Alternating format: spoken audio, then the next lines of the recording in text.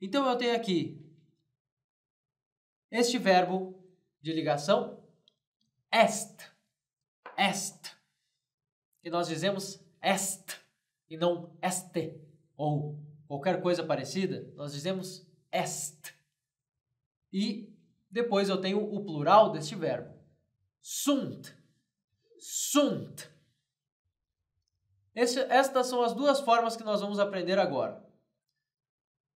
Elas estão, obviamente, em qual tempo?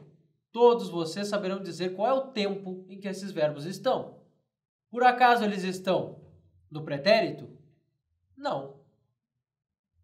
Por acaso eles estão no futuro? Por acaso ele está dizendo que Roma ficará na Itália? Não.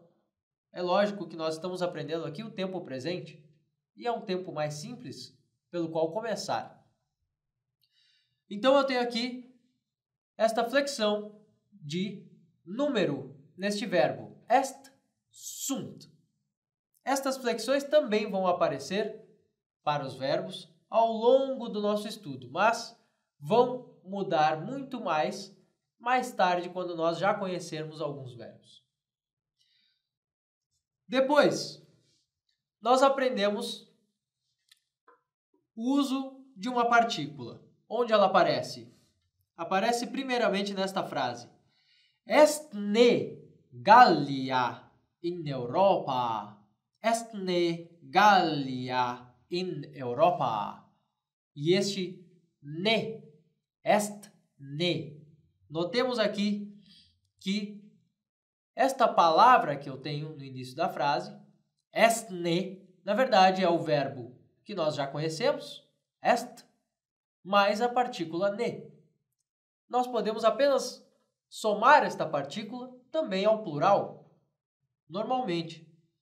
Nós já entendemos, inclusive, aqui, que é possível fazer isso. Então eu posso dizer sunt ne. Bom, para que essa partícula serve?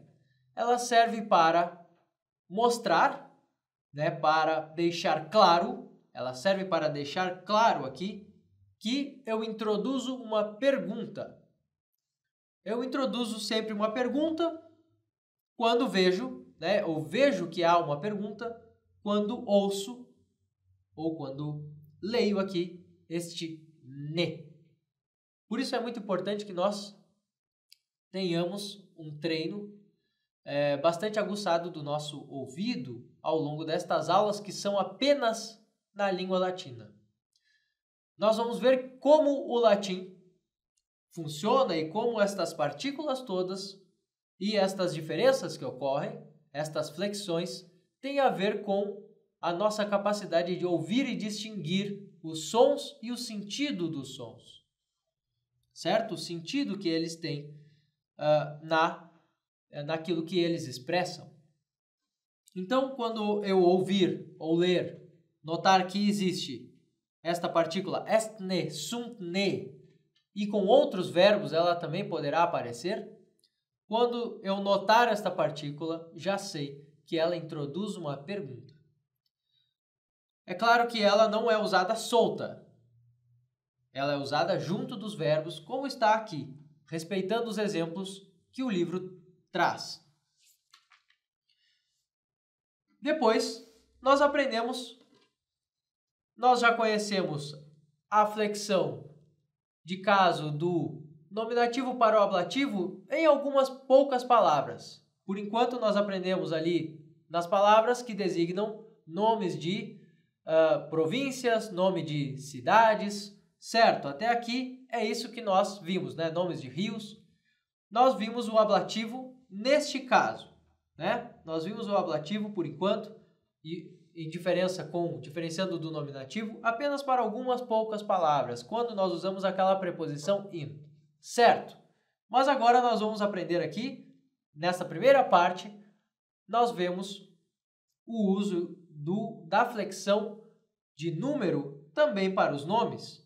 Então eu tenho o primeiro exemplo em que isso aparece. Primeiro eu digo Nilus fluvius est.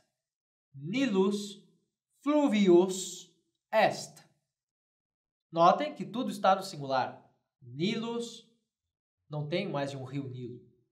Nilus fluvius, e esta palavra é masculina, portanto a desinência é us. Nilus fluvius est. E depois eu tenho o outro exemplo. Nilus et Rhenus fluvii sunt. Nilus et Rhenus fluvii sunt. A minha desinência mudou. Ou seja, o término da palavra, aquela última sílaba ali, us, agora tornou-se in, i. Tornou-se i, fluvii. Por enquanto, nós aprendemos esta flexão para palavras masculinas. Portanto, eu tenho aqui fluvius e o plural fluvii, rio, rios. Certo?